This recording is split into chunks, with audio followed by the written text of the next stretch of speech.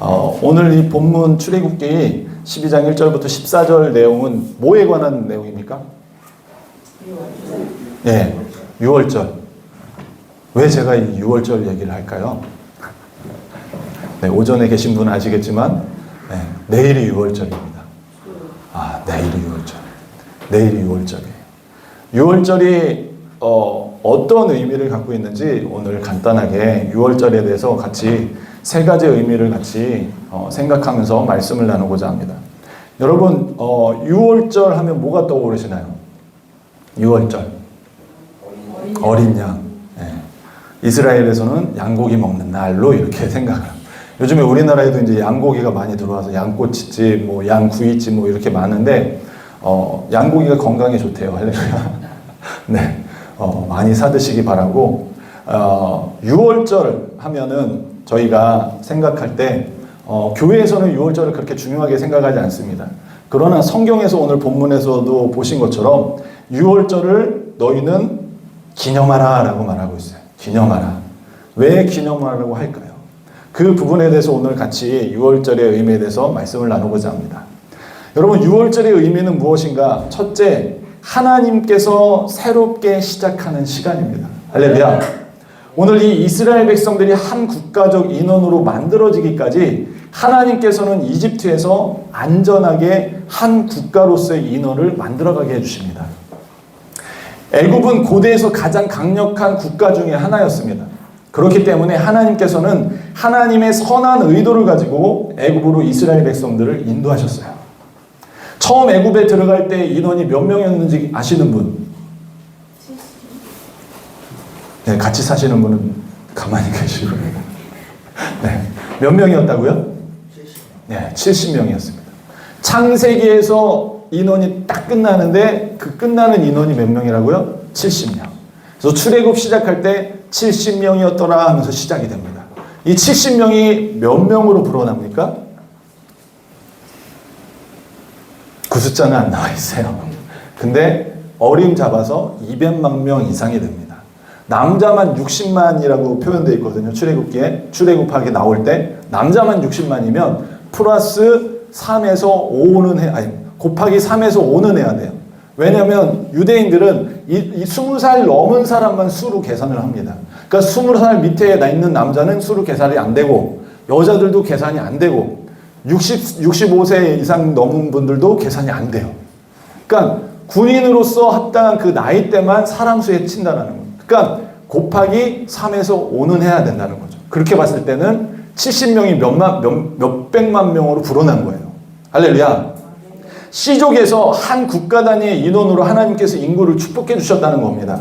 그렇게 평화롭게 하나님께서는 천천히 430년을 준비해 오신 거예요.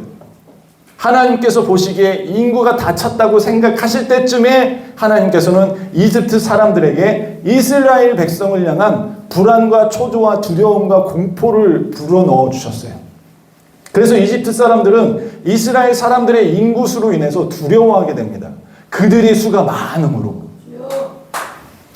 그리고 일어난 일이 뭐예요? 그 다음으로 일어난 일이 핍박이 오기 시작합니다. 할렐루야. 그래서 2살 밑에 남자애들 다 죽이는 일이 일어나고요.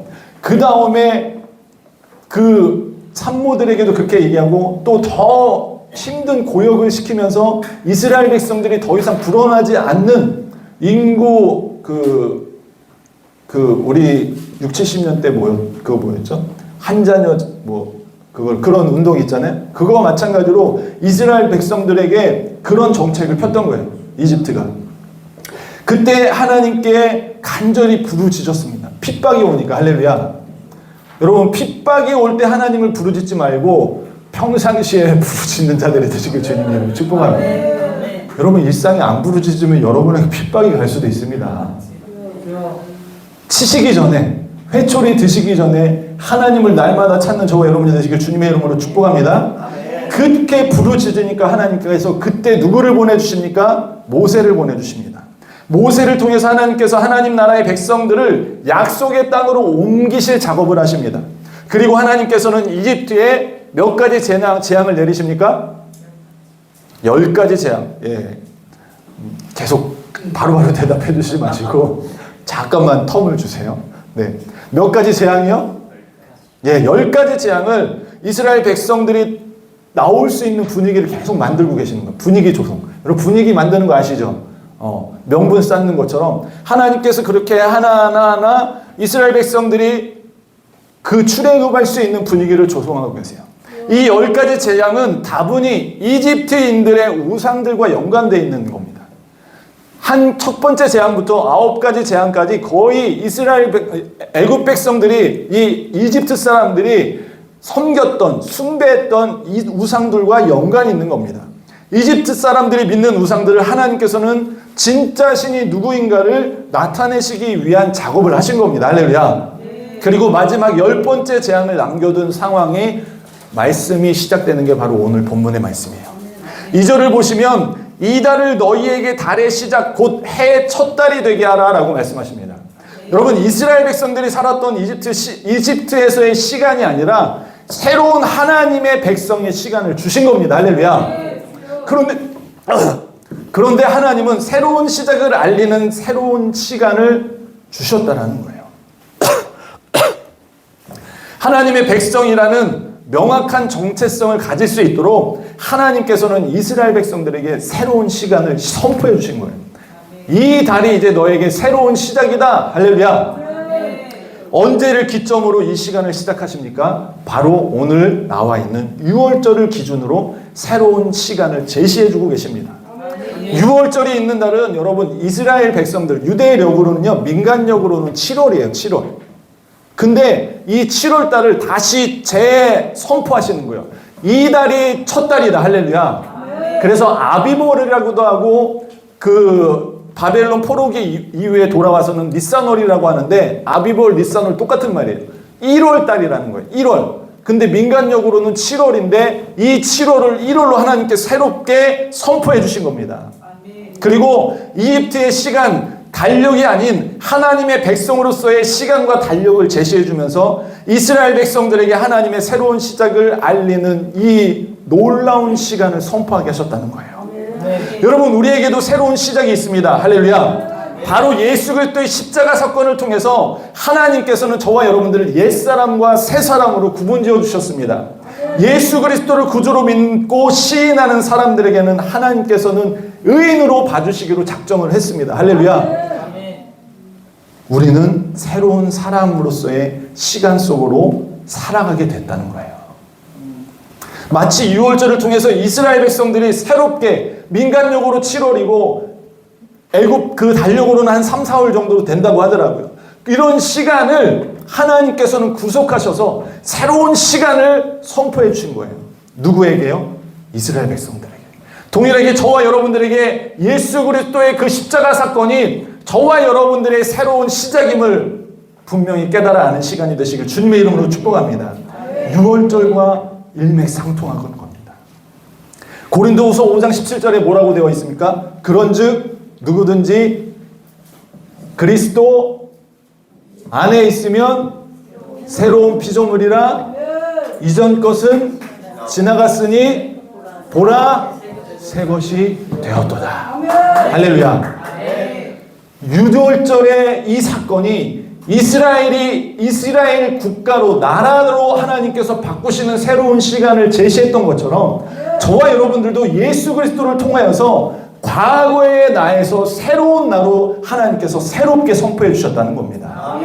하나님의 백성으로서의 새로운 삶을 살아가게 하시는 하나님의 은혜는 유월절을 통해서 이스라엘을 새롭게 시작하신 하나님의 은혜와 동일한 겁니다. 저와 여러분들은 이제 새로운 피조물, 죄의 종로로 타는 삶에서 의인의 삶을 살아가게 해주신 하나님의 백성이 되었고 하나님의 자녀가 되었음을 믿으시길 주님의 이름으로 축복합니다. 하나님의 백성으로서 새로운 하나님의 시간에 동참하신 겁니다. 할렐루야. 새로운 시간으로 들어오신 겁니다. 할렐루야. 우리는 이 세상의 시간 속에 있으나 이 세상의 시간의 삶과 동시에 새롭게 하나님의 시간에 동참하게 된 거예요. 아멘. 여러분 6월절을 통해서 이스라엘의 새로운 출발이 알려졌던 것처럼 유월절의 어린 양으로 이 땅에 오신 예수 그리스도로 말미암아 새로운 하나님의 시간 속으로 우리를 초대해 주시는 하나님의 그 초대에 응답하는 저와 여러분이 되시길 주님의 이름으로 축복합니다. 이제 하나님의 시간 속에 살아간다는 사실을 믿고 하나님의 시간 속에서 하나님의 은혜와 사랑과 소망을 가지고 살아가시는 저와 여러분이 되시길 주님의 이름으로 축복합니다. 여러분, 이 유월절 다음 날이 무슨 날이에요? 무교절이라고도 하지만 교회에서는 뭐로 섬겨요? 뭐로 지켜요? 뭐를 기념해요? 부활절. 할렐루야. 네, 제가 너무 어렵게 말했나요? 네. 이 유월절 전날 예수님께서 최후의 만찬을 하시는 거예요. 그러니까 바로 유월절 전날이면 오늘 저녁에 미리 하시는 거예요. 왜냐하면 유월절에 어린 양으로 죽으셔야 되기 때문에 유월절 전날 최후의 만찬. 여러분, 레오나르도 다빈치가 그 식탁에 앉아서 12명이 앉아있는 거, 예, 잘못된 겁니다. 유대인들은 그렇게 식사 안 해요. 유대인들은 반쯤 누워가지고 식사해요. 그게 마지막 만찬이었어요.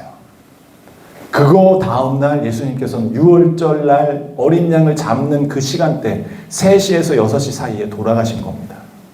왜요? 철저히 하나님의 시간에 맞게. 할렐루야. 그 유월절에 예수님도 동일하게 어린 양으로 돌아가셨다는 거예요. 하나님의 시간을 새롭게 시작하신 시간입니다. 할렐루야. 둘째, 유월절의 의미는 무엇입니까? 개개인의 믿음을 나타내는 것입니다.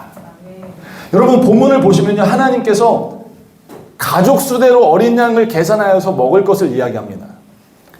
흠없는 유월절에 어린 양을 잡아서 가족의 수대로 다 먹을 것을 명령합니다.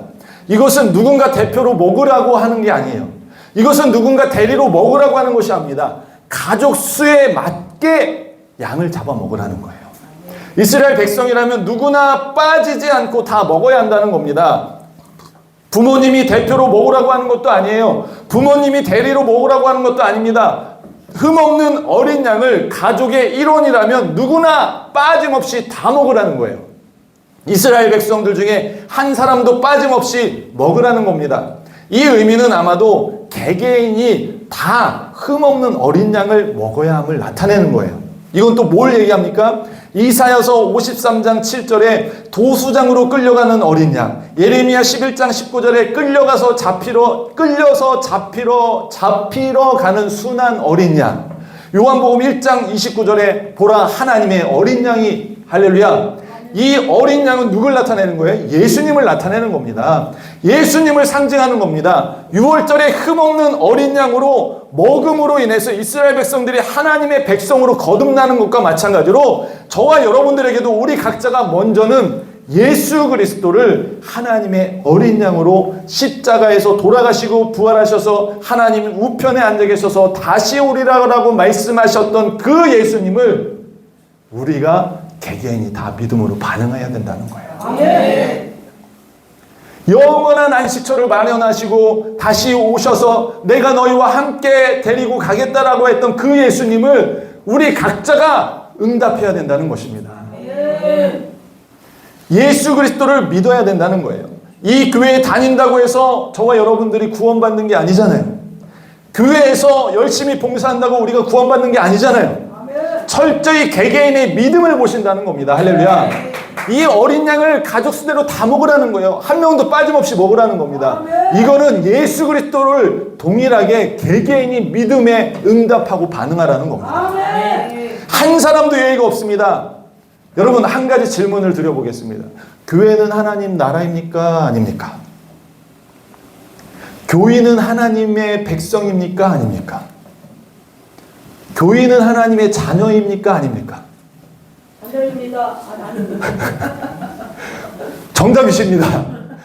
자녀일 수도 있고 아닐 수도 있고, 백성일 수도 있고 아닐 수도 있고, 교회는 하나님 나라일 수도 있고 아닐 수도 있다는 거예요. 그 차이가 뭡니까? 예수님을 제대로 믿는 사람만 하나님의 백성이고 하나님의 자녀고 하나님의 나라에 들어갈 수 있다는 거예요. 여러분, 예수님께서 무슨 비유를 하셨어요? 알곡과 가라지 비유를 하셨어요.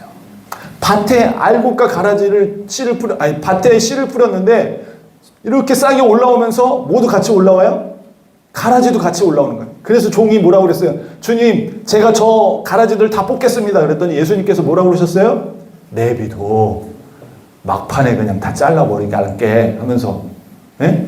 뭐라고 말씀하셨어요? 마태복음 3장 12절에 손에 키를 들고 자기의 타작마당을 정하게 하사 알곡은 모아 곳간에 들이고 쭉정이는 꺼지지 않는 불에 태우시리라.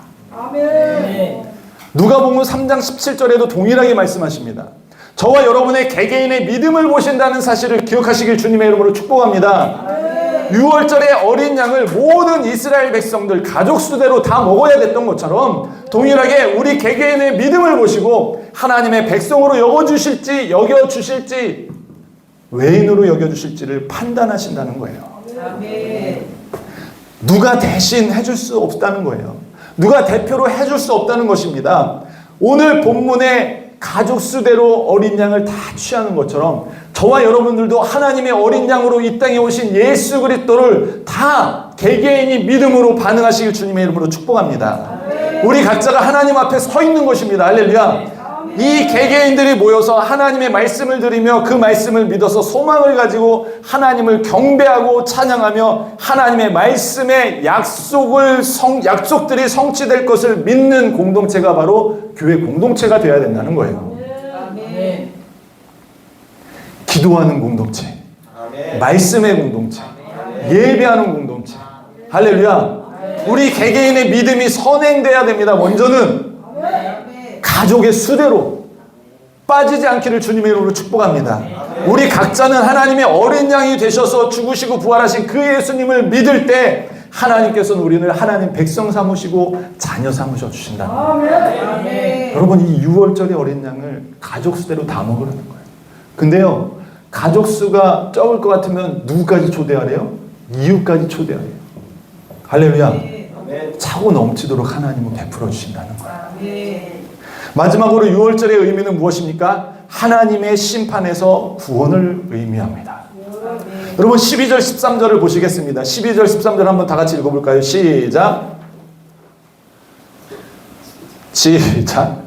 내가 그 밤에 애굽 땅에 두루다니며 사람이나 짐승을 막론하고 애굽 땅에 있는 모든 처음 난 것을 다 치고 애굽의 모든 신을 내가 심판하리라. 나는 여호와라. 내가 애굽 땅을 칠 때 그 피가 너희가 사는 집에 있어서 너희를 위하여 표적이 될지라. 내가 피를 볼 때 너희를 넘어가리니 재앙이 너희에게 내려 멸하지 아니하리라. 할렐루야. 하나님께서는 온 이집트에 있는 모든 사람이나 짐승을 막론하고 처음 난 것들을 다 치시겠다고 합니다. 초태생, 첫째를 하나님께서 다 치시겠다고 말씀하시는 겁니다. 하나님께서는 온 이집트의 모든 집들을 한마디로 초상집 만들겠다는 얘기예요.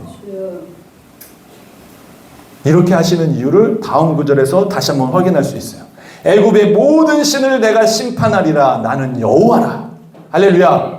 하나님께서는 모든 우상들을 심판하십니다.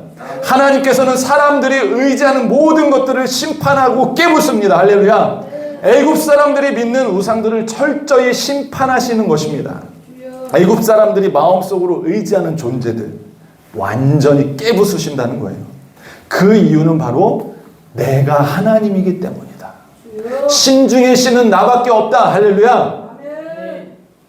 그리고 왜 첫 태생을 죽이는 재앙을 내리셨을까요? 여러분, 고대 사회에서 첫째는요, 그 가문의 상징이었어요. 저희도 어렸을 때 첫째만 몰아주는 문화 아니었나요? 할렐루야. 특별히 남자 첫째. 네. 저희 장모님도 저희 장모님 셋째인가 둘째. 셋째고 밑에 남동생이 하나 있었어요. 남동생에게 몰빵. 저희 장모님은 초등학교만 나오셔. 나머지는 넌 공부 안 해도 된다고 남동생한테 다 몰빵돼. 그런 시대. 근데 이 고대는 이 첫째는요, 가문의 상징입니다. 가문 전체를 말하고 아버지가 없으면 아버지 대신이 누구예요? 첫째였다라는 거예요. 한마디로 집안 자체를 상징한다고 해도 과언이 아닌 거예요. 그런 집안의 첫째를 치신다는 것은 결국 집안을 다 치신다는 의미와 같은 겁니다. 할렐루야. 그리고 더 나아가서 이집트 사람들이 믿고 의지하는 신들까지도 하나님께서는 심판하신다는 겁니다. 진정한 신은 나다. 할렐루야. 세상에서 착각하고 살아가는 사람들에게 진짜 신이 누구인지 가르쳐 주시기 위해서 하나님께서 친히 심판하시겠다는 거예요.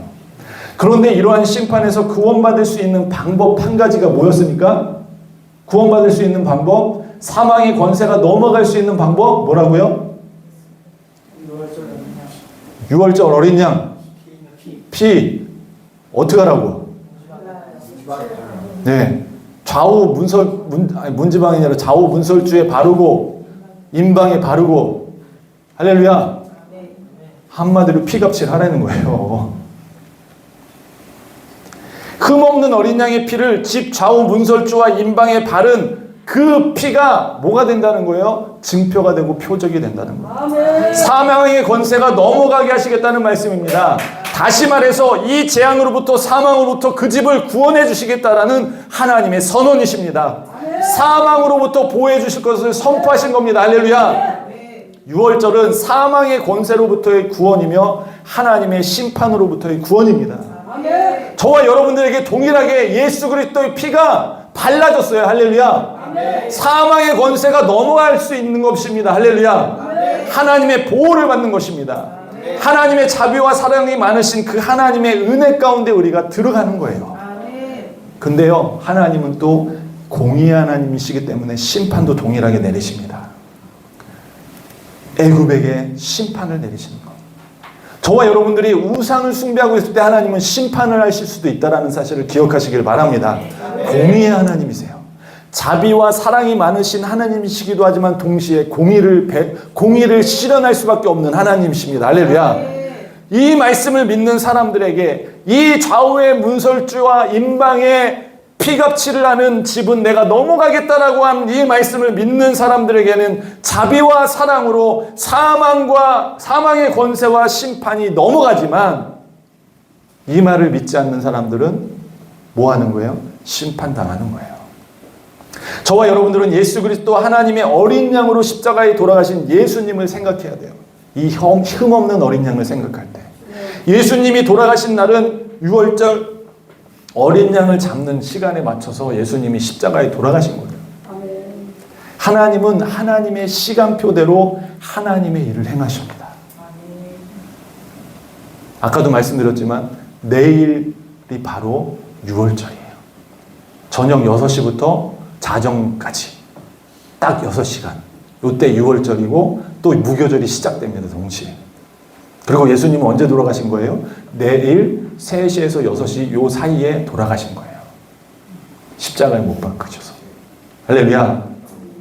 여러분, 하나님은 하나님의 시간표대로 일하세요. 그리고 부활하신 날, 원래 그 6월절 다음 날 성경에는 또 뭐로 드려드리는지 아세요? 첫 곡식단을 하나님께 올려드립니다. 그래서 우리가 그거를 초실이라고 말하기도 하고 초실절이라고도 말을 하는데, 그때 하나님의 부활의 첫 열매로 예수님께서 부활하셨어요. 철저히 하나님은요, 하나님의 시간대로 일하세요. 그리고 그 초실 그 날부터 카운트돼서 50일 후가 무슨 날인가요? 50일이니까 5자 생각해 보세요. 무슨 날이에요? 오순절이에요. 오순절이 어떤 날인지 아십니까? 이스라엘 백성이 나라로 선포된 날이에요. 여러분, 나라로 선포되기 위해서는 가장 중요한 게 뭐가 있어야 되는지 아십니까? 법이 있어야 돼요. 오순절날 시내산에서 십계명을 받은 날입니다. 할렐루야. 그리고 그 오순절날 누가 오셨어요? 펜타코스트라고 말하는 오순절날 누가 오셨어요? 네, 당당하게 말하세요. 성령님이라고. 왜 우물우물거리세요? 예수님이 부활하시고 나서 제자들과 며칠 동안 있으셨어요? 40일 동안 뭐에 대해서 강론하셨어요? 하나님 나라에 대해서. 그리고 40일째 되는 날 올라가세요. 그리고 나 대신에 보내주리라. 너희는 기다려서 기도하면서 기다려라. 마가의 다락방에서. 마가의 다락방이 한 요 정도 크기일 거예요. 아마 120명이 들어갈 수 있는. 그 다락방이 아닌 거죠. 우리나라 말로 표현해가지고 다락방이지, 다락방은 아니고 2층 그 방, 큰 이 정도면 한 20명 들어오지 않겠어요? 120명 들어오지 않겠습니까? 꽉꽉 채워서 120명? 요 정도 크기가 마가의 다락방이에요. 여기서 10일 동안 기도했을 때 오순절날 성령님이 오셨다는 거예요. 아멘. 그러면서 교회가 탄생합니다. 여러분, 하나님은 철저히 성경의 시간표대로 일하세요. 그래서 하나님의 시간표를 우리는 알고 있어야 돼요. 그럼 예수님은 언제 오실까요? 초막절 때, 또 나팔절 때, 또 어떤 분은 오순절날 다시 올 수도 있다라고 표현도 합니다. 몰라요. 그러나 우리는 시즌은 알아요. 아, 초막절이나 나팔절이나 오순절, 이 셋 중에 하나에 오시겠구나. 근데 그때와 그 시는 정확하게 모르는 거예요. 그래서 매년 그 날을 될 때면 하나님 오늘 올해는 날 데리고 가시나요? 하면서 기다리시고 준비하셔야 돼요. 아멘. 옷을 빠셔야 돼요. 할렐루야. 아멘. 흰 옷 입은 자가 되셔야 됩니다. 거룩한 옷을 준비하셔야 돼요. 신부의 단장을 준비하셔야 됩니다. 아멘. 아무 때나 오시지 않으세요. 하나님은 얼마나 철저합니까? 6월절에 그 흠없는 어린 양을 잡으시면서 6월절을 제정해 주셨는데 6월절 하나님의 어린 양으로 6월절 전날 돌아가신, 얼마나 타이밍이 절묘합니까? 성경, 아니 10계명을 주신 오순절에 하나님께서 10계명을 주셨는데 그 오순절날 성령님을 보내주셨어요. 할렐루야. 아멘. 여기까지 하나님의 시간표가 성취가 됐어요. 성취 안 된 건 가을절기만 남아있어요. 하나님은 철저하게 시간표대로 움직이세요. 그거를 알고 저와 여러분들이 하나님의 시간에 동참하는 일들이 있기를 주님의 이름으로 축복합니다.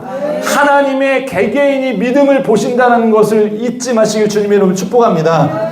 마지막으로 이 6월절의 의미, 하나님께서 심판에서 구원해 주셨다라는 그것을 잊지 마시길 주님의 이름으로 축복합니다. 이스라엘 백성들을 구원하셨던 그 하나님이 동일하게 저와 여러분들을 6월달 하나님의 어린 양 대신 예수 그리스도의 그 보혈로 저와 여러분들을 구원해 주셨다는 거예요. 아멘. 우리 옆에 사람 보세요 한번. 예수 그리스도의 피가 묻어 계신가요? 아멘.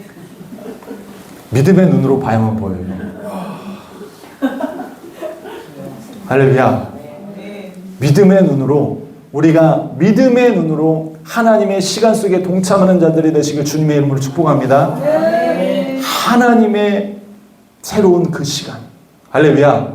그리고 여러분 개개인의 믿음으로 계속 반응하시길 주님의 이름으로 축복합니다. 그리고 마지막으로 하나님의 심판에서 구원받는 저와 여러분이 되시길 주님의 이름으로 축복합니다. 기도하겠습니다.